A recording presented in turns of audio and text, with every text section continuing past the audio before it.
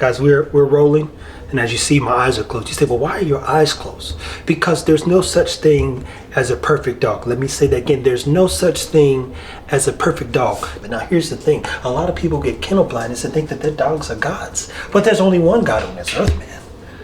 Therefore, I want to repeat, there's no such thing as a perfect dog. So what we're going to do in this video is break down our dogs, be it that our lines are built off the females. You say, well, what was wrong with some of those females, man? I'm going to walk you through it, dog.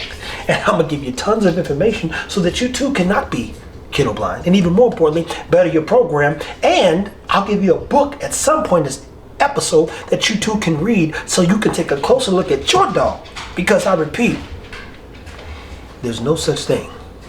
Nobody else tells you this. As a perfect dog. And if there was such a thing, then everybody would just want that perfect dog. Everything in life has problems, which means everything in life is an opportunity for you to be better, and for the dog to be better, and for us to breed to better more dogs. So, as we get into this episode, just remember this. There's no such thing as a perfect dog.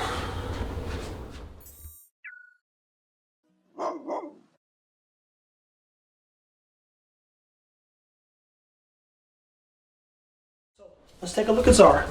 And what I wanted from a dog to start was a 3-finger snoot. Now look at this here. That's 3. Edge of my 3 fingers is her nose. Next thing I wanted was tight feet. Okay.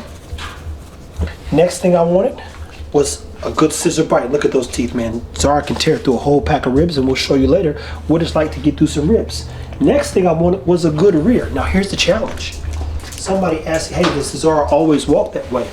Zara, as we know, hey, cut it out. As we know, all right, she had torn her knee before. Cost me $5,000 to fix, so she has a TPL on her. What ended up happening was she began to compensate. Now the beauty about it is, and I'm saying this beauty meaning, there's no beauty in her tearing her knee, but when I looked at her, okay, she's got decent skin.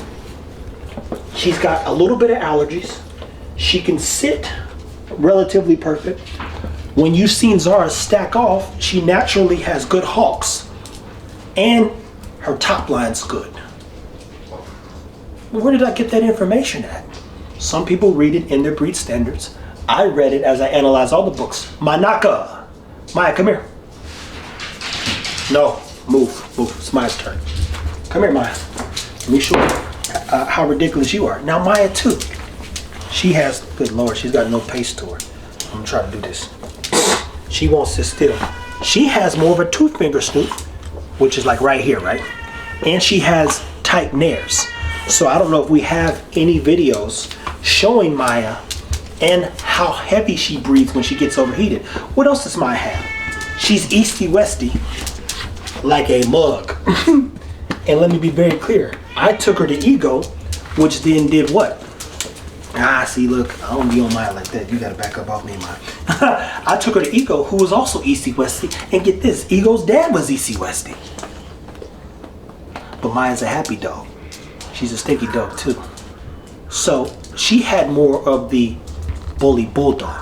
And to be clear, they bred more of an exotic style dog. And she happened to be the one that carried the most characteristics, that of American Bully, that I wanted to leverage. And you need something freaky in your program every now and then when you're trying to add bone mass and size. Now here's the challenge. Technically, none of her kids took it on. Like none of them. Which is an indicator that she's not a good producer. A lot of times we look at male dogs and think they're the production. They're the ones who technically just accentuate features per se. But I took her to Hot Shot. People got some good dogs. I took her to Ego. People got some good dogs. I haven't seen the production from Maya. What we've seen, and everybody could attest, out of Zara is the beauty.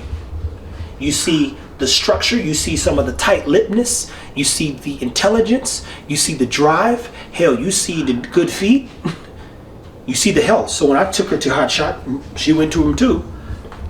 You go, okay. And people have sent me pictures and videos of them dogs. You go, oh wow, there we go. I took Zara to Earl to Merle. Every one of Zara's boys, be very clear, I'd have to go find them, but Coda and Bentley, see, I still even know their names. And RIP our boy Ego. Shout out to Syed. When Syed came, he goes, when did Ego's face pop? He said, that fucker had the, and he didn't get to see him in real life, but he goes, he had the biggest fucking head. And he was so excited. I wish we would have got it on camera. And so I took him down memory lane. All the way to Ego was almost 3. I said, still no, still no, still no. I'm showing him stuff, for those been watching, all the way back to Hunter's house. You still didn't see it here, but Ego was active, right? Yep. I said, now look at this. Now look at this. When he got to year 3, all of a sudden, Ego got cheeky, head became more pronounced, chest widened up, shoulders got, you go, okay. Some of y'all want to speed up the process, but Zara becomes a producer. So because she can produce, you've now seen her sit here with poise. She's the dog you want in your life in terms of program, and you want to build around a female, because down to the mitochondria of the cell, they're going to take on a lot of the mother's characteristics. Point blank. It's been proven in all kinds of books. Actually, I can't find my locomotion book. I don't know where that damn book is. It's $143, so I might have to buy it again because it's just that good. Hell, I bought Chris Moore one and sent it to his house. I said, you got to read this. It talks about how they could trace lineages of wolves through the female wolves. So they get 5 female wolves and they can trace all the kids and how they all come together, but could not find the males. For those that are Seabiscuit fans, who likes horses? I gotta go get on one, so I don't know. But what made Seabiscuit special is that nobody could replicate it. But you know what they found out? Trying to replicate Seabiscuit, I think that's the one who, like the horse that's famous for like running the fastest quarter mile, some shit. They could not use a supreme male to produce a supreme horse. Mare, I believe is what you call it, right? I don't know. So correct me in the comments. They could not use a shitty male. Jesus. They couldn't use a terrible male and produce an amazing racehorse. They could take a mediocre female and improve the male horses. They could take a crappy female and improve the horses. They could take the best female and improve the horses. Here's a trick to Seabiscuit for those that don't know. Chris Moore and I will do a live about it. He had an enlarged heart. I believe that was the trick. The trick in them trying to replicate everything was the horse had an enlarged heart that pumped more circulation, and its body could function with an enlarged heart racing a quarter mile. So by the time they found out, I think he like died or something, but he didn't die racing. I have to go back and watch it again. But I repeat, the trick was a mutation, which what we call it, like it's not a mutation, it's a problem.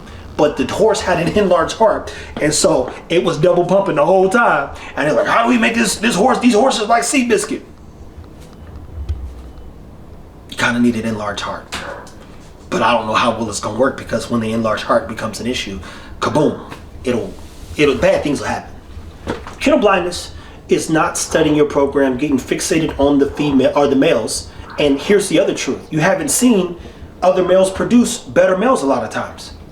You see some male become popular, but you don't see a reproduction of males. So if I'm to provide any advice for those people, and we're going to do a full breakdown on Amira and walk through, and I say walk through all of her issues, because these are not problems that the breeder foresaw. They're not problems that I foresaw. But I will tell you this, Amira has stiff stifles, a little bit of a roach back. So Jamarcus can attest to this. Hell, Stan can attest to this, because Stan came in here a few times a little nervous, like, yo, she's kind of limping. Like, it's okay, man. He doesn't know, because he doesn't study structure. Her roach back puts her feet right up under, and it's her shoulder set sits forward. Because it sits forward, she's putting pressure on her knee. So if she moves or jumps too much, she actually causes agitation, which means when she hits 9 or 10, she's liable to have some hip problems, depending on how long the bones in her hip structure have been doing like this, because of the roach back, shoulder set being too forward, and her back legs kind of look like this. But it's all because of a shoulder set assembly problem. The irony is she's the healthiest dog I got. So who do you take her to solve those problems? Man, we're gonna take her to Frank the Tank next. But we're going to break her down so you guys can continue to learn about kennel blindness and the information you need to analyze your females, because that's the bread and butter of every program. If you find a good male and your male becomes producer, your female, if you get her to generation 3, like a 3rd generation female, and let me give you perspective. When I take Maestro to Zara, Zara's gonna correct any problems Maestro grows up with.